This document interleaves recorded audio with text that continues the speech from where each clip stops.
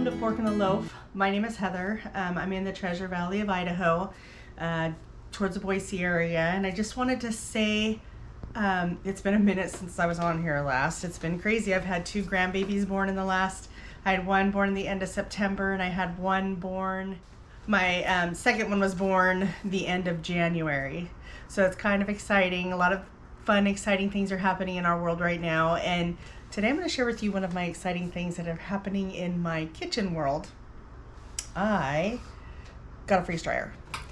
I have a job at a place that I get a really good discount for it, and I've been wanting one ever since I found out you could even get a Harvest Right home freeze dryer. Never really thought it was in the cards for me because they're still really expensive, and I finally started just saving for one, and the discount that I get at my job is pretty amazing, and so I was able to get one, to save up for one. And I don't like going into debt for stuff. We're almost debt free, so I kind of like to keep it that way, and so I wanted to save for it versus put it onto a credit card or something like that. But I'm really excited that we were able to get one. So I got a medium, and it's a medium pro, so it's got the premier pump. And I'll share with you a couple of my reasonings for getting the medium. One is really just my husband, myself, my mom, and all of my kids are most of my kids are adults now. I have 4 adult girls and 1 girl that'll be 15 soon. And so my need for food storage is kind of shrinking. I'm still going to keep it up. And I will supply my family with whatever they need as well whenever I'm able to do that. With the babies coming, freeze drying makes great baby food. And there's so many different reasons. I mean, I dehydrate. I garden. It was just the next step, right?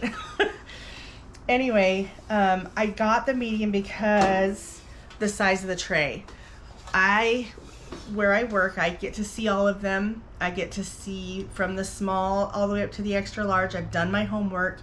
I definitely made, like Jessica says on Roots and Refuge. She always says, make your waiting room your classroom. And I have done that hard, especially with the freeze dryer. And with the medium, I love the size of the tray. Not just because of the amount that it holds, but I picked up a box with the extra large trays in it. That bad boy was heavy, and I could just imagine. I mean, this tray size is smaller than your extra large. I mean, your extra large is probably that much wider and maybe that much longer than the medium. I don't know for sure. I don't know the dimensions. You can look them up, but to handle them was just the box of them was immense. It was like, I don't want to have to deal with that in trying to get them in and out, in trying to get them just to be able to work with the trays alone I just didn't. For me, I like the size of this. I can fit them in my sink and I can wash them. I have an Excalibur dehydrator, and that takes cleaning the trays. It's kind of not fun. It's trying to get all the food items off of the plastic mesh kind of stuff. These are way easier to clean, and I love the size of them. They fit in my sink awesome. That was one of the reasons I went medium. Another reason I went medium is I have it on a designated wall plug mount, but it's just a normal everyday run-of-the-mill wall mount. It's not the extra large. You have to have a dedicated, what is it, a 20 volt or 200, I don't know, it's the big one, like a dryer. You have to have a dedicated wall mount for that size of a plug for the extra large. I also understand that the medium is faster than the large. Large was my second option. I was looking at that as well. And if I didn't check the plug on that one, but I think if I remember correctly, large and extra large needed to have the different plug. So for this, I don't have to change any what are they called? I don't have to change any of the plugs, any of the wall mounts. They are heavy. So the unit itself is about 119 pounds, but my husband and I were able to lift it just fine. And then the pump is about as heavy as the unit. And there was a couple things that we ran into, and I'm going to take you down there real quick and just show you. Okay, so we are in my lovely garage, and the lighting in here is just lovely. I got the white one. And the reason I got the white one is I have a black refrigerator. So the reason I got the white is I have a black refrigerator, and my black refrigerator, you can see every fingerprint, every dust speck, everything on it. I can't stand it. I'm sorry. It's a beautiful, I love black. I like the darker woods. I like all that kind of stuff. But man, on my appliances, I don't like having to clean it all the time like that. Not that I don't like to keep it clean, but I don't know how to explain it. And stainless steel is beautiful. It looks so nice and clean in the home when you keep it clean all the time, right? I don't like having to clean it all the time to keep it looking pretty and new. White will get its own set of dirty, just like everything else. But it doesn't have, it cleans. I don't know how else to explain. It cleans. So in mine, I got the white. I chose the white. Let's see what else. I chose the white. The new Pros have 5 trays now instead of just 4. And we have ours on, let's see if I can point you down. So we have ours on a plastic fold-up table. And then we just put a board on it because we had it originally just on the plastic and it was not quite strong enough to hold it level. So now it's level. And we've got the pump right here next to it. And I have not even opened. So I've got the impulse sealer right back there that you see. It's still in its box. I've not even used that yet. I got it and I ended up doing, so you have to do a bread run on it. It's supposed to help take out all the chemically smells or tastes and all that kind of stuff. So I did a cheap bread run and got sick. I happened to, I didn't know you had to do a bread one when I first got it started. So I had a bunch of stuff set up to go in the freeze dryer to try it. So while I was sick, I was able to load those and get those into the freeze dryer. And I got one run done. It was blueberries, strawberries, peaches. Those were all frozen. I did some chicken that had like rotisserie chicken. Oh, lemons. I did lemon slices that I stuck in the freezer as well.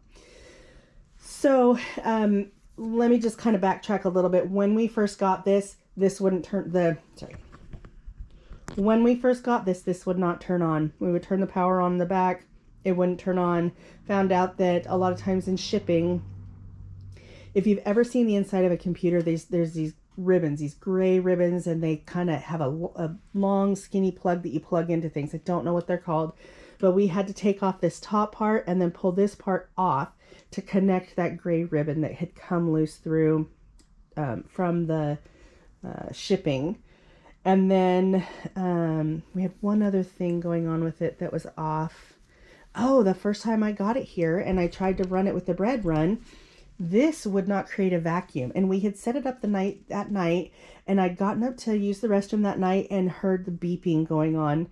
And so I come out here to check it out, and it wasn't vacuuming. And so there's a way to adjust these. And let me just tell you, there's a way to adjust these. I had to call Harvest Right twice. No, I had to call them once, sorry. And in calling them one time, they called me back. The supervisor called me back. The supervisor walked me through everything. Their customer service was excellent. They sent me videos. They helped tell me how to do certain things. And it was, their customer service was phenomenal. And just so you know, I'm not affiliated. I purchased this myself. I'm not just trying to advertise. I was just really impressed with them. And he called me back again a couple days later just to make sure everything was running okay. And then he called me back. I think he just called me back that one last time. And by then I'd gotten everything fixed and everything was perfect. And since then I have done one more run through with kale and cilantro. And let me just tell you, cilantro tastes just like cilantro, even dried from the freeze dryer. I'm totally sold on this just for the cilantro. We've tried candy in it. I'm not a big candy eater myself. And so I'm not really, it's not my jam. We ended up giving most of it away. And then right now I have 2 bags of kale that we bought at the store that I'm going to freeze dry. We did a bag earlier when we did the cilantro. Oh, let me backtrack again. That first run that I did where I had like the strawberries and the peaches and the lemon slices and the chicken, I was talking to the customer service. I think his name was Ben, and he was one of the supervisors at Harvest Right, and he was telling me that you want to freeze dry like items to get the proper amount of, I guess, the vacuum. You know, you want them all to vacuum and dehydrate the same, or to dry the same. And so with this next run that I'm going to do kale. I've got 2 bags. I do know that 1 bag will fit on 3 trays, but I'm going to try and make it fit on 5. So did I say 2 bags? So I have 2 bags. So I'm going to have you run through this with me. Thank you for sitting with me through this long introduction. But, so right here, I don't know if you can see this. Right here, it's actually green. It looks like blue on my camera, but it's green. I'm going to go, so there's this little button here that will take you to all these little, like a vacuum test. I've never had to do anything else. You can customize it. I named mine Elsa. Extra freeze time, or extra dry time, sorry. I work full time and I sleep at night. When you first get it, it's kind of defaulted to 2 hours. I bumped it up to 12.5 hours because if it's still drying when I get up in the morning, it could finish while I'm at work, and then it's stopping its process, and then they'll just be sitting there collecting all the moisture and stuff that should be coming out of the machine, or the moisture that you just vacuumed out of it. And so I put it up to a little bit more time so that I can make sure that I'm available to take it out of the machine whenever I'm ready. So that's a tip that I got from doing a lot of homework. So right now I'm going to start this, and it's going to take 15 minutes before I can load the trays. So now we're going to run upstairs and we're going to load the trays. So here I have my 5 trays stacked, and I just went to Winco and grabbed a few of these bags. They're like $3.50, I think, at my local Winco. And normally, now I usually grow kale through the summer, but we are currently out of that kale. And so it's winter. It's like February 5th, I think, 6th. So I probably shouldn't tell you the date because I don't know when I'll get this on there. Now my mom had gone through and she did it by the half cup because she wanted to know how much kale equaled what. And so we've got that down. We know that a tablespoon is just under a half cup of kale, a tablespoon of dry. So this was 1 bag, and we just powdered it. We freeze dried it and then powdered it, and then we use this. She uses this in her smoothies. I will probably use it for soups, stews, gravies, whatever, just to add a little extra nutritional value to it. Now the big key thing here is you don't want it to go over the edges.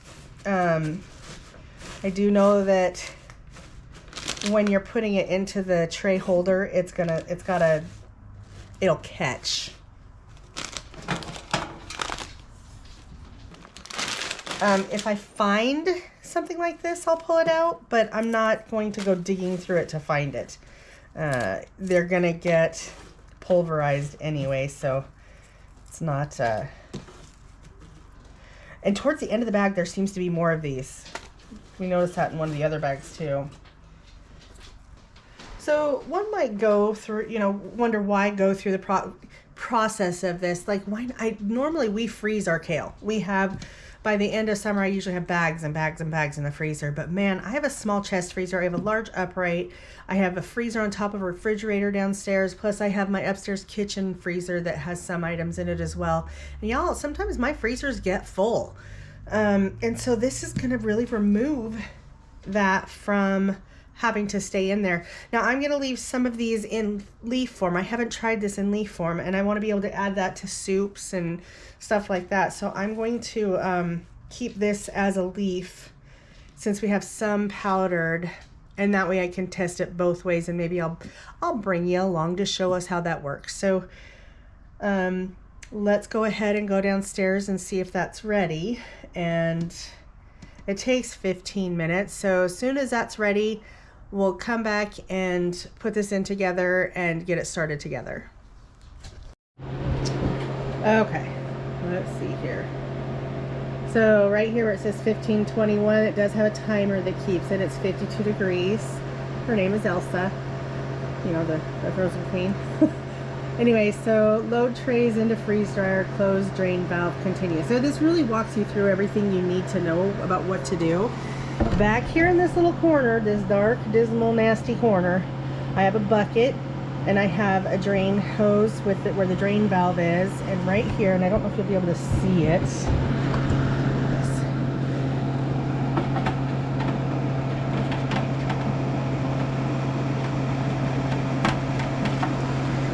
That is closed. You're just going to flip that little handle up. Okay.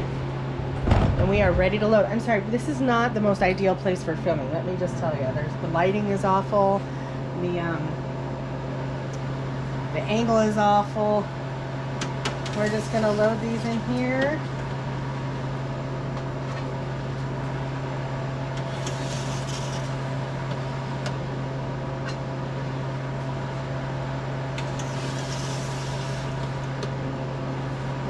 Still finding little chunks.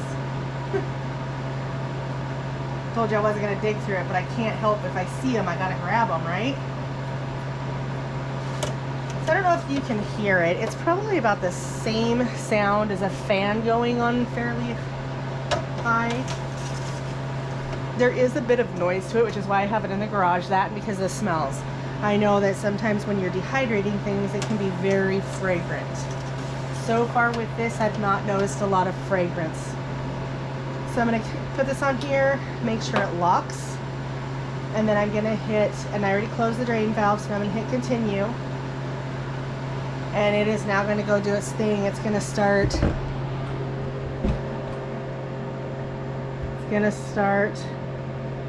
by freezing, and then it'll automatically go through all the steps. So tonight before I go to bed, I'll show you where it's at. And so let's see, it's like 3-4 o'clock in the afternoon now. I go to bed about 9-10 o'clock.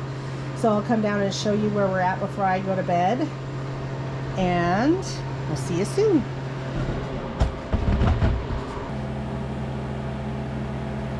So it's 9:30. This is where we're at. It's almost 21 minutes into the drying time. This is the pressure that's in there, the vacuum in there. It looks like it's warming up. And all this drying time, it's frozen. Like right here you can see the frost. So right now it's frozen in there, but it looks like it's heating it up. I don't know anything about the whole mechanics of this, but I will come back in the morning and we'll see where this is at. It could be on extra dry time by then. Okay, it's about 7 a.m. now, and they're done drying. See, it says extra drying time. Now I'm going to hit cancel. It says drying completed, warm trays, process complete, open drain valve to vent if needed, select more dry time. The thing that I'm hearing and understanding about this open this vent thing, welcome to my nasty little corner here. You don't want that to be in the bucket, and you want to make sure that there's no fluid in there.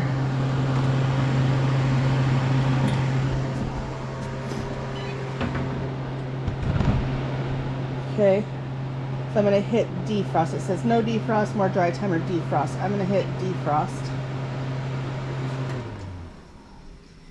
Keep drain valve open.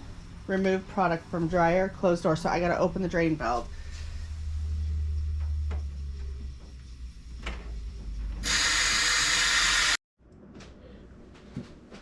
So I'm downstairs and the battery stopped. So I ended up finishing the defrosting process, put the hose back in the bucket because I think this is where most of the water comes from. And then I brought these upstairs, and you want to get these into a container right away. And there's a couple ways you could, there's several ways. I like those little wide I know Living Traditions, they use one of these wide funnels that I don't remember what its purpose was for, but they're on Amazon. And I know you kind of want to handle your stuff as little as possible,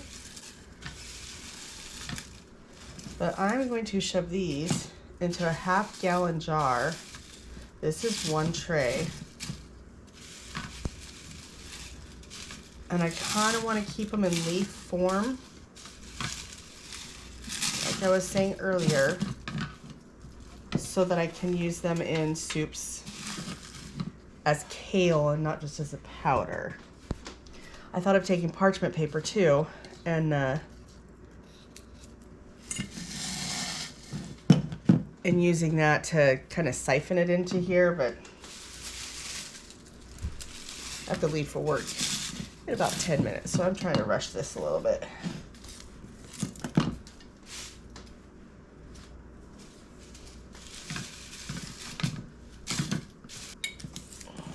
Now, if you remember, all 5 of these trays was 2 bags.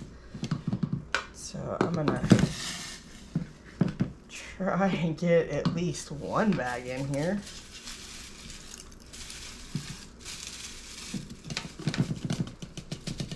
I don't know if it's gonna, I mean, I really have to squish it. I don't mind breaking the leaves because I don't like big chunks of kale anyway, but I don't want it to become powder.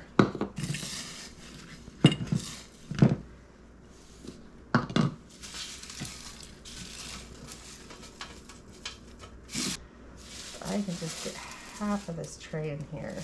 I'll be a happy camper.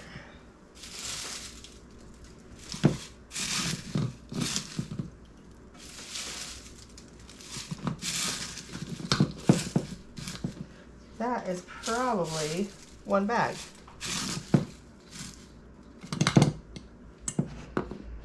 Maybe I will powder the rest of it and put it in with my mom's stuff. I'm gonna go ahead and powder the other bag because I'm running out of time and room. I use my half-gallon jars a lot for water kefir, and so if I'm using them up to store, and I probably have plenty. I just have to run downstairs to get more, and I don't want to do that right now.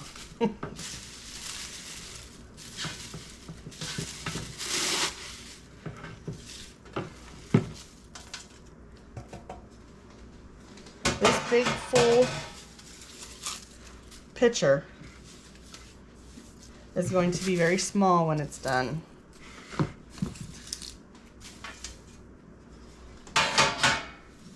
And I know that this that we've got right here is going to be gone within probably a month or 2. So I'm not going to stress too much about making sure that it's all tightly sealed. I'm not quite there yet. I'm still kind of just testing things out and still trying things out. Once I start establishing, we get the garden going and we establish what we like and what we don't like in the freeze dryer, then I'm sure that I will get more into the sealing long term. But a lot of this is really just short-term use that I'm doing right now. Just found some things. Anyway, I don't have time for that. Okay, I'm going to go throw this on the blender and I'll be right back. So this is the powder that we had before.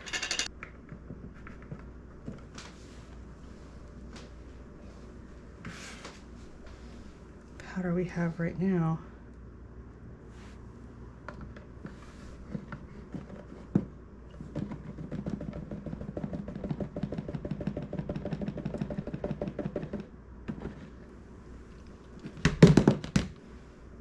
Okay, what we have left in here, just kind of this residual stuff. I'm not going to mess with that. One, I don't have time. I got 5 minutes. Okay. And this you can put in everything. In anything, you can put it in muffins, you can put it in smoothies, you can put it in soups, gravies, everything that you would put. There's not a lot of flavor to it, but it still adds all that green nutritional value, the fiber, all the good stuff that kale gives you. And it's in its raw form, so you have to think about that too. If it's something that's hard for your body to digest. Actually, I don't know about that. I don't know much about the whole raw thing. I know that, like for me with my thyroid issues, having stuff like raw spinach or raw cabbage and stuff like that, it doesn't stop me from eating it, but I know that if you eat lots and lots and lots and lots and lots, I mean buckets of it, that it can have an adverse effect on your thyroid. So I try to cook most of my greens, but I try to get them in somehow. So these are raw in order to, for me, I will almost always eat them cooked anyway. So you can rehydrate these. I don't know what that's like. I think when I get home from work, we should try that. We'll try rehydrating the kale leaves and see what happens. See, I'll be back after work. Okay. So in here was some kale. This is the freeze-dried kale that we just powdered up, and we have a little scoop that we keep in here all the time. 1 tablespoon of this, which I'm not sure if that's a tablespoon or not, but 1 tablespoon of this powder equals about 1/2 cup of fresh kale. And we did that on purpose when we measured it out onto the freeze dryer shelf thingies, trays. And then here, this is a 1/2 gallon jar. We were able to get, and I'm not keeping this totally sealed because I'm pretty sure we'll be done with this pretty quickly. I'm just going to take a small pinch. I don't know how much this is, but it's pretty close to the same size that it was when we cleaned it up and put it in here.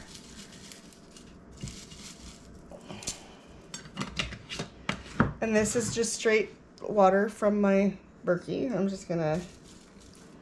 gonna put some in there. I'm not gonna measure, because it's not important to me. I've never reconstituted this stuff before, so it's gonna be a fun little experiment for both of us.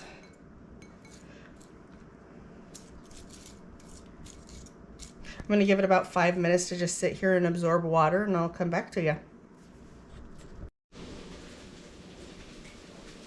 Okay.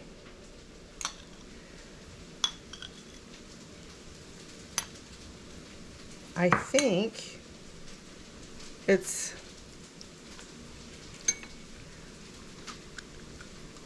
got a crunch like a kale. Fresh, I actually kind of like the flavor of it better than fresh kale. Maybe, let me see. So I brought out some frozen kale. I'm going to kind of do a taste, this thaw just a little bit. I'm going to do a taste slash texture comparison. Okay. Tastes like kale.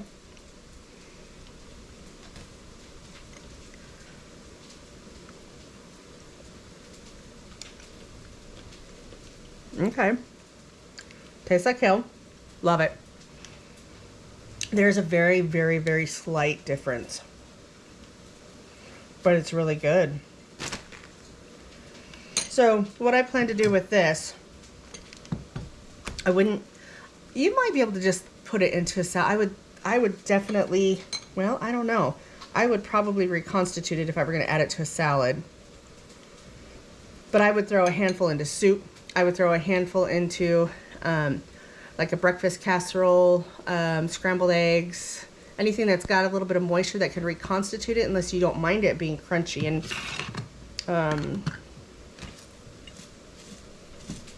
let's see.